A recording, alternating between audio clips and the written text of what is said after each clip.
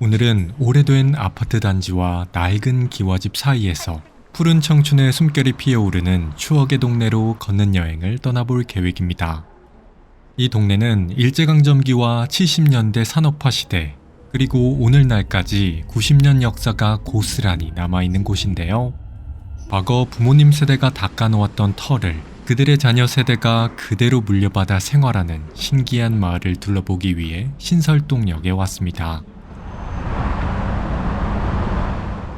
신설동역은 1, 2호선과 5위 신설선이 함께 있는 환승역인데요. 이번에는 5위 신설선을 타고 와봤는데 사람 없이 무인으로 움직이는 일양천철이라 신기했습니다. 다른 지하철과 다르게 바닥에는 주요 환승역이 써있는 게 재밌는 노선입니다.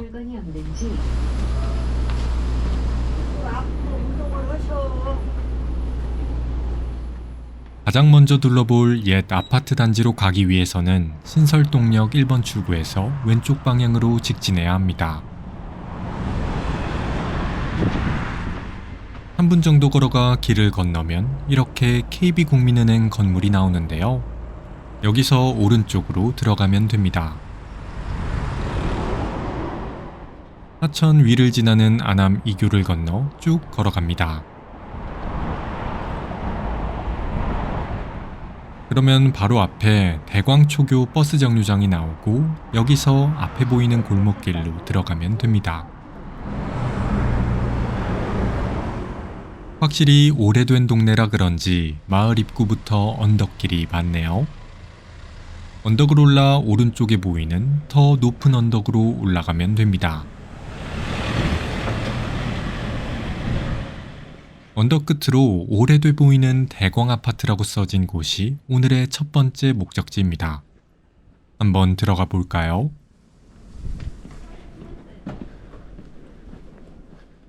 이달한 지하 통로를 따라 아파트 단지 안쪽으로 들어갑니다. 안으로 들어가자 벽처럼 사방이 아파트로 막혀있는 신기한 공간이 눈에 들어왔습니다. 이곳은 지금으로부터 약 55년 전에 지어진 안암동 고지대에 자리 잡은 대광아파트입니다. 1971년에 준공된 이 아파트 단지에는 총 346세대가 들어서 있는데요. 동은 총 7개 동이 있으며 그중 5개 동은 지금 보이는 콜로세움 같은 단지에, 나머지 2개 동은 아까 가파른 언덕길을 올라오며 봤던 곳에 위치해 있습니다. 서울에 이런 신기한 디자인으로 건축된 아파트 단지가 있었다니 참 신기하죠? 얼핏 보기에는 다소 위화감이 느껴지지만 건립 당시 대광아파트는 안암동의 상징이라고 할 수 있는 고려대학교 교직원들을 주 타깃으로 한 고급 민영 아파트였다고 합니다. 그래서 유럽의 고급 공동주택처럼 중앙에 광장을 두고 사생활을 보호하는 구조인 중정구조로 지어졌다고 하네요. 그리고 안암동이 갖고 있는 지리적 특성 또한 이런 독특한 구조의 아파트를 탄생시킨 주 원인 중 하나였는데요. 옛날 이곳에는 20명이 앉을 정도로 큰 앉을 바위가 있었는데 이 바위 언덕에 최대한 많은 가구를 밀어 넣으려다 보니 이런 독특한 오각형 구조가 생겼다고 합니다. 안암동의 유래도 편안할 안자에 바위 암자를 써서 안암동이 됐다고 하네요. 참 신기하죠? 이러한 이유 때문에 대광아파트로 차가 들어올 수 있는 길은 방금 지나온 지하도 한 곳뿐입니다. 그만큼 길이 워낙 좁아서 곳곳에는 이로 인해 발생한 고충의 흔적들이 고스란히 남아 있었습니다. 가전제품을 배송하시는 베테랑 기사님도 한 번에 빠져나가는 게 어려울 정도로 공간이 좁더군요.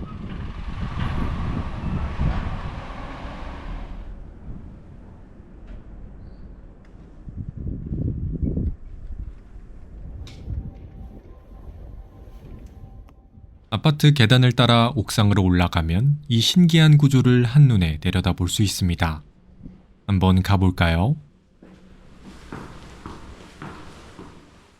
준공된 지 55년이나 된 아파트답게 내부에는 계단이 없어서 올라가는데 약간 힘들었습니다.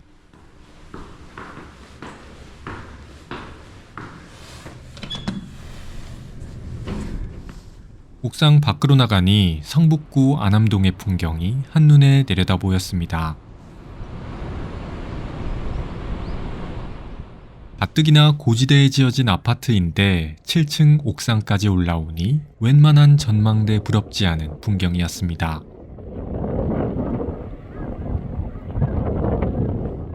앞에는 고려대학교 안암 캠퍼스도 잘 보이네요. 전망은 좋지만 아파트 단지까지 올라오는데 언덕이 심하고 엘리베이터도 없어서 서울에 있는 아파트지만 최근 약 2억 원대로 거래되고 있다고 합니다. 서울 아파트 평균 매매 가격이 15억 원대라는 것을 생각하면 상당히 저렴하죠? 그런데 더 재밌는 것은 아파트 각 동이 서로 연결돼 있어서 옥상에 올라오면 다른 동으로 쉽게 넘어갈 수 있다는 것입니다.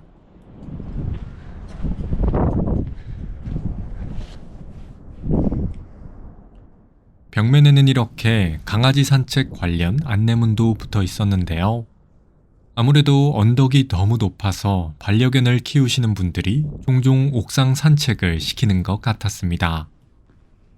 여기서는 콜로세움 같은 대형 아파트 내부 모습도 잘 보입니다.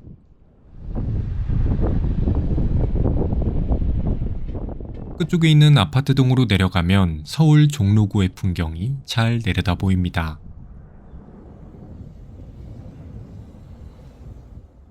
남산타워도 잘 보이네요.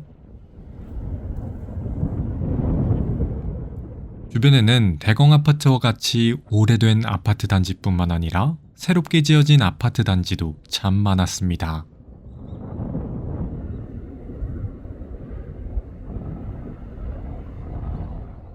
신기했던 건 아파트 벽면 바로 아래쪽에는 오래돼 보이는 기와집 건물도 있었다는 것인데요. 이 건물은 1930년대 일제강점기 당시 인구 증가를 해결하기 위해 지어진 도시형 한옥이라고 하네요. 실제로 보문동과 안암동에는 이런 기와집 형태를 한 한옥 건물이 많이 남아 있으며 주로 과거 고려대 학생들의 하숙집으로 쓰였다고 합니다. 참 신기하죠? 50년이 훌쩍 넘은 지금도 이곳에서 그때 그 향수를 느껴볼 수 있어 참 좋네요. 그럼 구경을 마치고 다시 아래층으로 내려가 보겠습니다. 저는 반대편 동으로 건너가 아래로 내려갔는데 단지 입구와 겹쳐 있는 곳은 이렇게 반지하 형식으로 돼 있는 게 신기했습니다.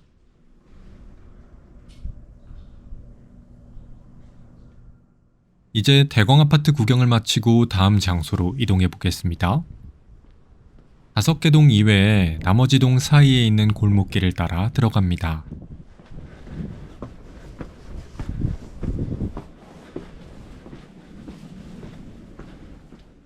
알고 보니 이곳이 옥상에서 내려다봤던 도시형 한옥 골목길이었네요. 골목길을 따라 큰 길이 나올 때까지 계속 내려갑니다.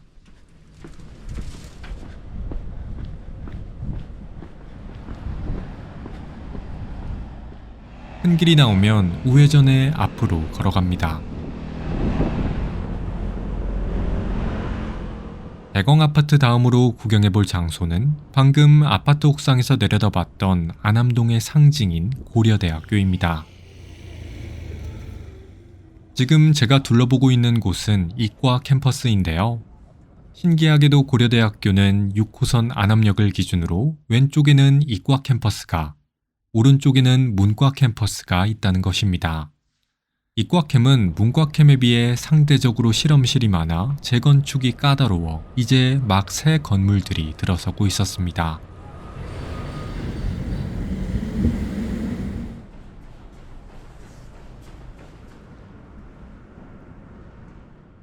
저는 그 중에서도 도서관 건물 앞에 있는 지하 하나스퀘어를 둘러봤습니다. 건물 내부가 참 예쁘죠? 안쪽에는 고대 관련 기념품과 도서 등을 파는 유니스토어가 있네요. 한번 구경해 볼까요? 여기 진열된 물건들을 보니 마치 대학생이 된 듯한 기분이 들었는데요. 옛날에 공부를 더 열심히 했으면 어땠을까 하는 상상을 절로 해보게 되네요.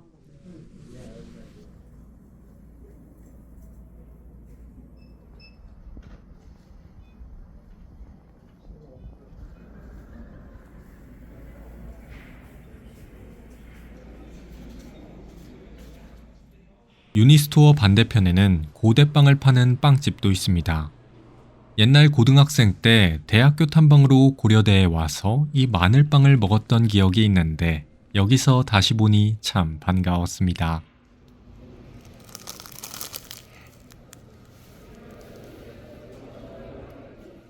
이꽉캠을 구경하다 보니 어느새 점심시간이 됐는데요. 고려대에 오면 꼭 먹어봐야 하는 맛집에서 점심 식사를 해볼 계획입니다. 한번 가볼까요? 이꽉캠 후문으로 나와 골목길로 조금만 걸어가면 오래된 간판을 하고 있는 분식집 하나가 나오는데요. 이곳은 고려대 학생들의 동반자와 같은 곳인 이공김밥입니다. 이공김밥은 고려대 이공과대학 바로 앞에 있어 붙은 이름인데요. 여기서는 꼭 참치 폭탄김밥을 먹어봐야 합니다. 김밥치고는 가격이 6,000원이라 살짝 걱정했는데 김밥 비주얼을 보자마자 걱정이 싹 사라졌습니다. 태어나서 이렇게 참치가 많이 들어간 김밥은 또 처음 먹어보네요. 특이하게 마요네즈를 별도로 찍어 먹는 시스템입니다.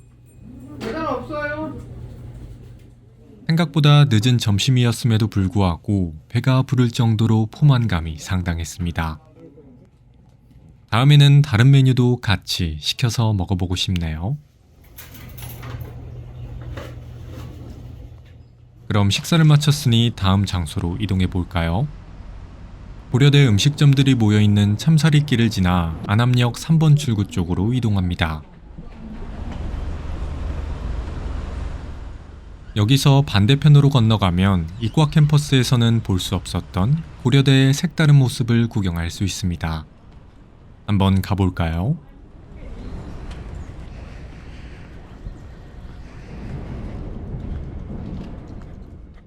안쪽으로 들어가니 고풍스러운 고딕 양식이 인상적인 멋있는 건물이 눈에 들어왔습니다. 이곳은 영미권대학에서 주로 나타나는 컬리지에이트 고딕 양식 건물을 구경할 수 있는 고려대 문과 캠퍼스입니다. 앞에 보이는 건물은 인촌기념관인데요. 안으로 들어가면 고려대를 설립하고 육성하는 데 큰 공헌을 한 인촌 김성수 선생의 동상이 있습니다. 인촌기념관뿐만 아니라 곳곳에는 다양한 고딕 양식을 하고 있는 건물들이 많아서 캠퍼스를 돌아다니며 구경하기 아주 좋았습니다. 26년이 돼서 한 살을 더 먹었지만 예쁜 캠퍼스 길을 걸으니 마치 대학생 때로 돌아간 듯한 기분이라 참 좋네요. 중간중간 숲을 사이를 걸으며 바라보는 풍경도 참 멋있죠?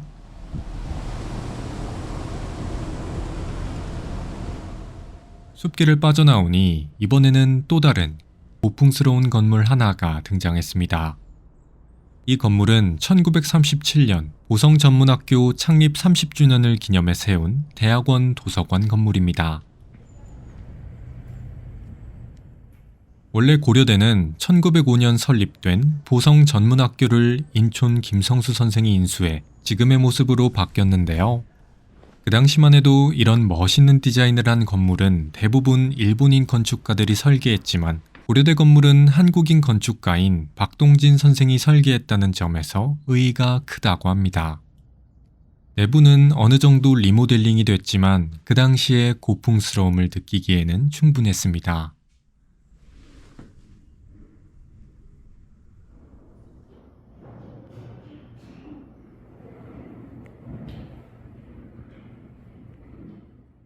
그럼 구경을 마치고 다른 건물을 구경하러 가볼까요? 도서관에서 조금만 더 내려가면 고려대의 랜드마크라 볼 수 있는 본관 건물이 나옵니다. 일제강점기라는 어려운 환경 속에서 김성수 선생의 자본과 박동진 선생의 설계가 만나 이런 멋있는 건물이 탄생할 수 있었다니 보기만 해도 자랑스러움이 느껴집니다.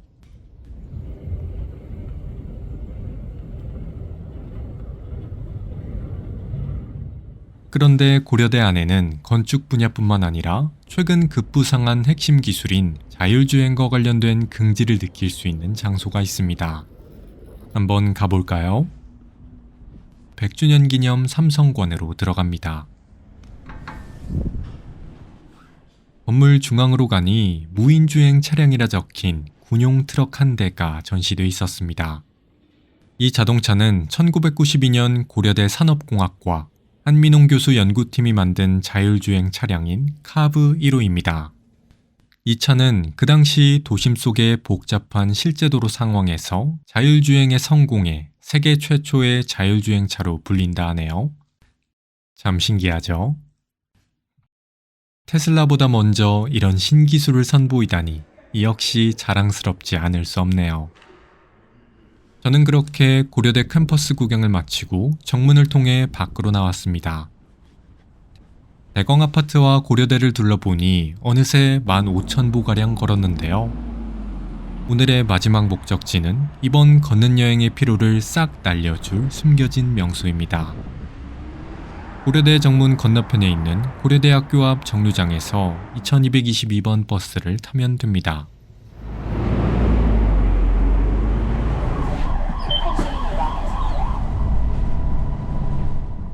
버스를 타고 약 5분을 달려 경동시장 정류장에 하차했습니다. 버스에서 내리니 코끝에는 구수한 한약 냄새가 진동을 했는데요. 이곳은 국내 최대 규모의 한약재 전문 시장인 서울 양령시입니다. 우리나라 한방의 중심지답게 주변에는 다양한 한약재를 파는 상점, 그리고 한약방과 한의원이 참 많았습니다. 걷기의 피로를 풀어줄 마지막 명소는 이 양령시 안에 있습니다. 길을 따라 양령시 큰 길 쪽으로 들어가다 보면 이렇게 커다란 한옥 건물이 나오는데요.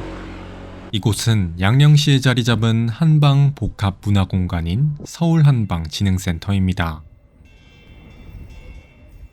여기서는 단돈 6,000원만 내면 따뜻한 약초 족욕을 즐길 수 있습니다. 체험은 하루 8번 진행하며 시간은 다음과 같으니 참고 바랍니다.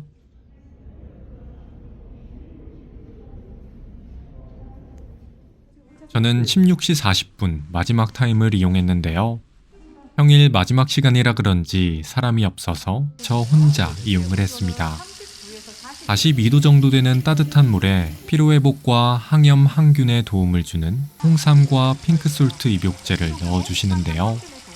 추운 겨울날 재밌게 걷는 여행을 마치고 즐기는 한방족욕.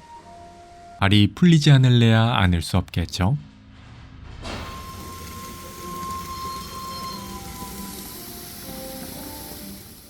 참고로 이곳에는 족욕뿐만 아니라 보재원 한방 마사지 체험, 한의학박물관 구경 등도 할 수 있으니 참고 바랍니다.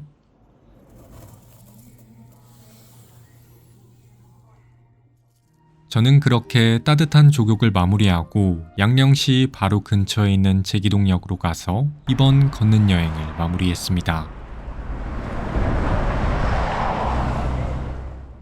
오래된 아파트 단지와 낡은 기와집 사이에서 고려대학교의 푸른 청춘의 숨결을 느낄 수 있었던 안암동 걷는 여행, 그리고 걷는 여행의 피로를 말끔히 씻겨줬던 서울한방진흥센터 족욕체험까지 이번 주말 사랑하는 사람과 함께 안암동으로 걷는 여행을 떠나보시는 것 어떠신가요? 지금까지 걷는 여행이었습니다. 시청해주셔서 감사합니다.